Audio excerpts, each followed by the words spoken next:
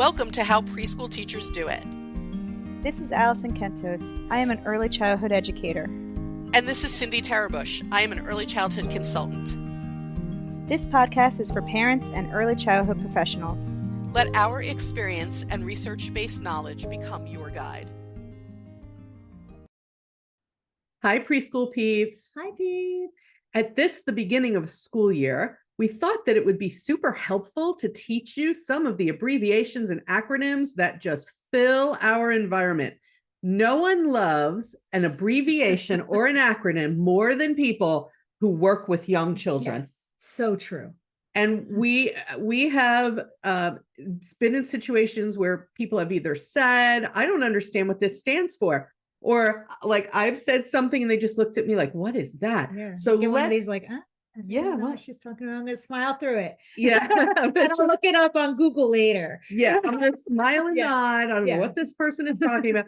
So we thought, let's start the school year with some of the most commonly used initials and acronyms. An acronym is when the initials spell out what sounds like a word. Yeah. But sometimes it's just initials and it doesn't have to sound like a word. And we're going to start with what we think you all probably already know, but let's do it because we're here. Do it anyway. Yeah. We're starting out with ECE, which stands for Early Childhood Education. So you'll see a lot of things having to do with ECE. Even courses that I teach, college courses, sometimes the course number starts with ECE, Early Childhood Education. Yeah. Right. So most people know, unless you don't work in the field. If you're listening to us, and you don't know work in the field, just know that we often refer to this work that we do as ECE. Okay. Next one, DAP or DAP. Yeah. Some people do say DAP. I never do. I've never said DAP. No, I've never do, but I've heard people do it. I've always say DAP. Yeah, I think if somebody said DAP to me, I'd be like, wait, what? Because I'm not used to that. The first time I heard it, I did pause and I went, DAP. Oh, DAP. Yeah. Oh, okay. Okay. That's developmentally appropriate practice. I have a lot of people who will say, when I say, what does a good early childhood environment have? And they'll say things like age appropriate activities, but really they need to be not only age appropriate, but also developmentally appropriate, which in many ways is more important. I think than it the is age more important appropriate, because age is just kind of like a number kind of thing. It's a matter of like, where are they in their development that you need to focus on? Right. Because they can be anywhere in a long range of development that is still appropriate for the age. Yes. So yes. So DAP, or if you've heard people say DAP, that's developmentally appropriate practice, which is the ways in which we tailor our lessons and what we do with young children. We want them to be developmentally appropriate.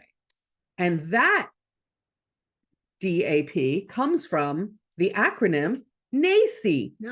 And you like that? I do. That was a good segue. So NAEYC, NAEYC, stands for the National Association for the Education of Young Children. And they actually define DAP for us. Yes, they did. Yeah. They did. I think they may have coined the phrase, as they would say, right? I believe they did. I believe they did. Yeah. I always tell people they did. We're just going to make it true, even if it's not true. DAP is defined by NAEYC periodically, and it was just recently done in 2020. It was updated. So NAEYC is the professional organization for people who work in early childhood education, which includes children birth through age 8. So even though you may be working in a school age program and you're working with kindergarten, first, second, third grade, you can still be a member of NAEYC and take advantage of all of the research and information and professional development and, all of the advocacy that they put out in the world. And I highly recommend, because they do put out really great information that should be guiding our actions with young children. Another association, I believe it's an association, that people might be not as familiar with, particularly if you don't work with infants and toddlers, is called CITE, CITE. And that is the coalition, I think, of infant and toddler educators. It is infant toddler educators. C I think might be it's coalition. Yeah, I think you're Yeah. right. I think I've seen coalition. Yeah. So it's a professional organization that you can look into and join, Mhm. just like NAEYC, but it focuses specifically on infant toddler Toddler, education, yeah. which if I were an infant toddler Yeah. staff member, I would want to know what information they Yeah, have. they put on some really good workshops, or at least they used to. Yeah. So if you're looking for just like infant toddler information, that's your go-to website to go to see if they're coming to your area. Or they might just have, I haven't been on that website in a while, information like the NAEYC website has on there. Yeah, I think they do. Yeah. And both NAEYC and CITE have state chapters. So you can find out what they're doing in your state. Like That's here true. where we are in New Jersey, there is NJ CITE, New Jersey and there's- Coalition for Infant Toddler Educators. Yes. And there's NJAEYC. Right. So like now your local chapters are also going to have their own acronym. So Correct. yeah. just know that if it ends in AEYC, that's all of early childhood, Yes. birth to 8. Yeah. That's the association for that. And if it is CITE, that's infant toddler. Yeah. Okay. Also, in all the states, we have something called the CCR&Rs, which stands for Child Care Resource and Referral Agency. Yeah. And they help families to find care for their children Yeah. and subsidies should they need it. They also support the workforce with professional development, sometimes CDA classes, and they help. My understanding is that they help families to get the social services that they may need. Yes. I think it's more of like a social work mixed with education kind of thing. Social work mixed with education. Yes, I believe you are correct, because they do have social workers there. Yeah. But then they also have things like infant toddler specialists. Right. And they also do things for teachers. Yes. So I work with a number of CCR&Rs, not only in my state, but other states as well. And I work with a number of CCR&Rs to provide professional development. The use of your, ready for this segue? The use of your CCR&R in relation to professional development, which we often call PD. Yes. Okay. Professional development. Yeah. Can somewhat depend on the QRIS in your state, which stands for Quality Rating and Improvement System. Mm-hmm. The majority, if not all by now, states either have it or are developing it because it's a federal mandated grant, basically. Yeah. And if you don't have one, you're leaving federal money on the table. Yeah. Why would you do that? So the QRIS, when they were set up in each state, what I've learned by working with multiple states is that in each state, states have QRIS, quality rating improvement systems. In each state, that grant is administered how the state decides, because education is determined, the regulations, rules, and quality standards for education are determined by each state, not necessarily the federal government. So, and each state decided, are we looping in the CCR&Rs into this system, or are we leaving them out? And I have worked with both folks, where the CCR&Rs are an integrated part of the QRIS system. And that is true in our state. Yeah. And I've worked with other states where the CCR&Rs are not at all a part of the QRIS system, which sometimes sets up a kind of not so great relationship in our field. Yeah. So the QRIS, Quality Rating and Improvement System, it can have different names in each state. Where we are, it's called Grow NJ Kids.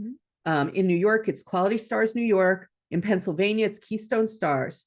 In Iowa, it is. For you for knowing all of that. Because I work with them. Yeah. It's in Iowa, it's IQ4K. Okay. And now I'm blanking out on the other ones, but I do know other ones. Yeah. So in every state, just know in every state, you can look up what's the QRIS in my state. Yeah. And if you're listening to this and you have young children, please look up what's the QRIS in our state, because what they're going to tell, what they do is they rate programs. Yes. And it's done again differently in every state. Yes. But it can be like a sort of a Yelp star system. It can also be, what tier are you on? Yep. I've seen that. But what they do is they go in and they work with early childhood programs for quality improvement, which can take a long time. but they use certain tools to rate your program, the environment and the interactions, Yeah. depending on your state and what they use. And then they provide lots of professional development to improve quality. And then they assign some sort of rating to the program. And if I were a parent of young children in this era, I would want to know, what was my program's rating? Yeah. The best, like where we are, when I see a 4-star rated program, I think good for you. That's good. Right? Yeah. That's Yeah, good. that's really good. Because 5 stars is nearly impossible to get, Yeah, because there's that's like always something to learn. Perfection. Like, Yeah. Perfect. Yeah. So if you're a parent, go in, look at your QRIS, see if you can find some that are, 4 stars is great. Yeah. I've seen 3 stars that are okay too, but you have to go decide. It gives you a way, like I said, it's kind of like a Yelp system where you can go and look it up and see what other people think of this. Okay, so to do this, I'm going to do another segue. Oh my God, I'm You're so good today, Cindy. I'm so proud of myself.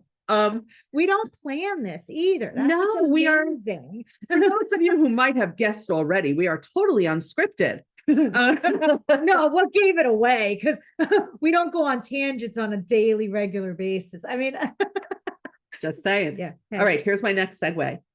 Your state's QRIS uses the ERS as part of or entirely how they rate you. The ERS are the environmental rating scales. Yes. And the environmental rating scales are divided by items where they look at different parts of your environment, including the physical environment and some of the interactions that take place in your environment. They look at really detailed things like, how many blocks do you have in this space? They will count your blocks. Yeah. I have seen many a QRIS person counting Legos. Yes. Yeah. So they will count how many things you have. This has to do with your rating, but they also look at, especially in the most current version of the ERS, they look at how are the interactions while children are using these materials. So it used to be just, do you have these materials? Do you have it? And now it's like, how do you use it? Right. On top of it. Yeah. How do you interact with the children with it? And there are multiple ERIS, which leads us to a couple of or 3 acronyms. Or maybe 3. Maybe more. Yeah, I don't know. The first one is ITERS, ITERS, which stands for Infant Toddler Environmental Rating Scale. They are currently on ITERS 3, 3rd edition. Yeah. The next one is ECHRS, which stands for Early Childhood Environmental Rating Scale.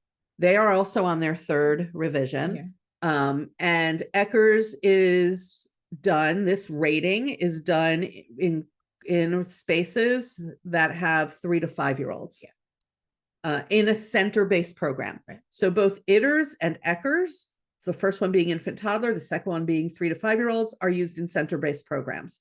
There's another one, though, that people who work in center-based programs are not always aware exists, and that's FCCRS, FCCRS, which stands for Family Child Care Environmental Rating Scale. I left an E out.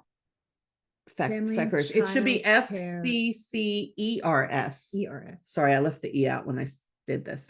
But it's Family Child Care Environmental Rating Scale, because they can't be, family child care programs cannot be rated in the same way that center-based programs are. They serve a different age range, a different sort of population. They're an entirely different it's like environment. Age groups a lot of times too. Like it's different. Mixed age. And for anyone who's not familiar with FCC, which is another one, stands for Family Child Care. Those are programs that take place in someone's home. Doesn't mean they don't have teachers and teacher assistants in multiple rooms. Some of them do. Yeah. But they're more of a home-based. Yeah. I think that's fair to say. Yeah, I think that's fair to say. It's more home-based. It's because it's usually within somebody's home. Well, yes, but I've seen FCCs, family childcare, that have multiple locations. How do you like that? I like that. Yeah, I like that a lot. Yes, I've seen them with multiple locations and somebody basically in charge of the other location. Interesting. And yet it's not center-based because of who they serve. Because they're serving this, and they're not in a, I don't want to put it, they're not in a sort of industrial or business building. They are in a home environment, just with multiple homes. Multiple homes. Yeah, basically. I also, once looked up, this is going to sound so strange, but I feel the need to share it. I once looked up where I used to live in the Bronx when I was a young child. And what I learned was it has become an FCC, the The apartment. apartments become an FCC? Yeah. Oh, that's nice though. Okay. It's a family childcare environment now. I guess I'm not going to go back there and find my grandparents there. No. No. All right. No, you're not. Okay. You're not. Okay. Well, that's an episode for a whole Yeah. other week. But getting back to these acronyms, there are also other things that you can learn from and other ways that programs are rated. And we just want to make sure that anyone who's part of the QRIS and being rated and who uses these couple of tools, we cannot possibly talk about all of them. Yeah. And so if you have some you're curious about, just let us know. But here's the ones that we put on our list. The first one is the class assessment, CLASS, CLASS, which stands for Classroom Assessment Scoring System. Instead of the environment, it focuses more on the interactions. Yeah. Yeah. How you interact with students. I think it's more social emotional. Yeah, I'd agree. In the assessment rather than just the environment and what tools you're using. It's more social emotional skills, building self-esteem, confidence, how you interact with the student, how you talk, how you communicate with them, like those kind of things, rather than just what's in your shelves. Right. They don't count blocks. They don't really matter what's in it. It's how you're interacting with them. Right. Yeah. Right. Another one that might be used in your program, either in or out of the QRIS, it doesn't even matter, is TPOT. So you want to tell them what TPOT is? So the Teaching Pyramid Observation Tool.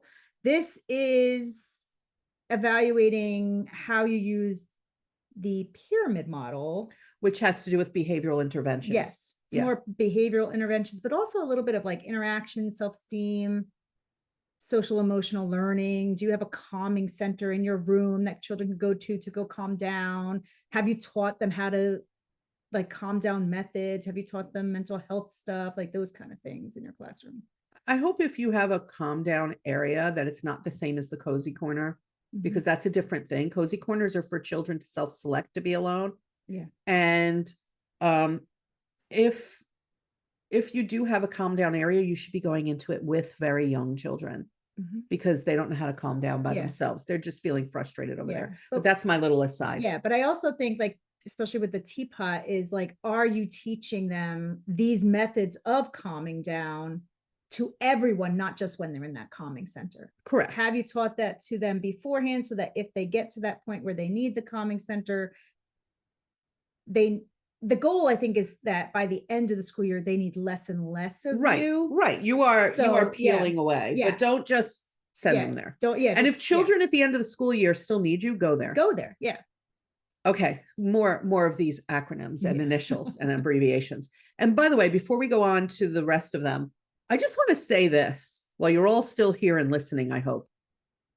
If anyone says to you that what we do is not a profession, I would like you to explain all these things we've just talked about that rate your programs, that determine high quality, that people have to endure as part of this field of work. So anyone who says that's babysitting, send them this episode so that they understand what we all go through. Yes, because there's not other professions that are getting this many assessments done just to prove that I know how to teach. I mean, seriously, who else? Nowhere else. No, I believe not. A lot of this I happen to know was based on what goes on in the nursing field, but it became with the QRIS mandates for the grant from the federal government, it became even more intense. Okay. So PLC. Oh yeah, this one I didn't know when I started public school. That's why I'm throwing it to you. I had to look this one up because they were like, we have a PLC meeting. And I'm like, I have no idea what that means. And it's a professional learning community. So at one of the schools, the first public school I worked at, they had staff meetings that talked about stuff that they needed to talk about. Then they would have a PLC meeting and it would be like you would break up into groups based on what you wanted to learn. And it was like almost like a book club, the one I was in. We're going to read this book and then we're going to use the methods that are in the book and we're going to implement them. And then we're going to come back and say, hey, did it work? You know, like, what could we do differently? What did you do that I didn't do? So it's like more like teacher networking, I would say. It's also giving teachers a say in what happens. Yes, a voice. I've also Yeah. seen PLCs like this. I work Yeah. with a program where their administrator loves PLCs, Mhm. and they would set up a separate PLC for different things that were going on. Oh yeah. So, Yeah. for example, they wanted to bring in a curriculum that focused specifically on social emotional development, and so they created a PLC, and it included people from different adults Mhm. from different who were teaching different classes, and the teacher assistants, and a multiple small work group. It's basically a work group. Yeah. So they came together, and the administrator said, I hear you saying that we need a social emotional curriculum. Here are a few that I found on the internet. And what the PLC's job was to research them, decide which two they were going to bring into pilot. Okay. They conducted the pilots. Yeah. They reported back to their coworkers how it went. Yeah. They then picked the PLC picked, this is the Right. one, the curriculum we're going to bring in. And the people who were part of the original PLC helped the others to implement it. It gave teachers I like power. that. Yeah. Yeah. Yeah. Because I feel like a good school leader will want a teacher's voice and students' voice and parents' voice Right. in their community to make the school a better place. Right. So, and so often I feel like we're not given that voice. It's like, here's the curriculum. We're going to just hand it down to you. There you go. Implement it. We don't care what you think. Right. And I think it's important to have that teacher voice in it, especially it's like, we're the ones that are going to have to use it. So that was good that they piloted it. Hey, it worked. That's how they do everything in Yeah. that program. I like that. Everything, everything that's going to impact the life of the adults, the teachers and Yeah. teacher assistants, they develop a PLC. I like that idea. Yeah. It's very, very smart. It is very, very smart. Yeah. Okay. Let's see. We're going to be running out of time. So let's see which ones we want to do. What do we want to do, Allison? Because there's so many. There's so many. What do you want to do? I don't know. You want to do those two that are next, and then Let's do one of them, because one it's of not, them, it's, and then I do think, one of the ones at the end. I think Mhm. LRE is an important That's one. an important one. Yeah. And it stands for least restrictive environment, which is what we're supposed to be providing all children with, especially children who have special education needs or disabilities, have to be in the least restrictive environment, not the most restrictive. Right. So to give you an example of that, when I was young, we didn't have mandates having to do with the least restrictive environment. Correct. Yeah. So students who had learning needs were taken out of the regular classes with everybody else. Yeah. Regular is not a good word, but the typical classes with everybody else. And they were put in special classes by themselves. They were restricted from some of the activities they Right. participated in. They were restricted from interacting with students who did not have these learning Correct. issues. And we know now that children actually thrive when they're in the least restrictive environment, not the most restrictive, which is why we see things like integrated classes that have special education and general education students together.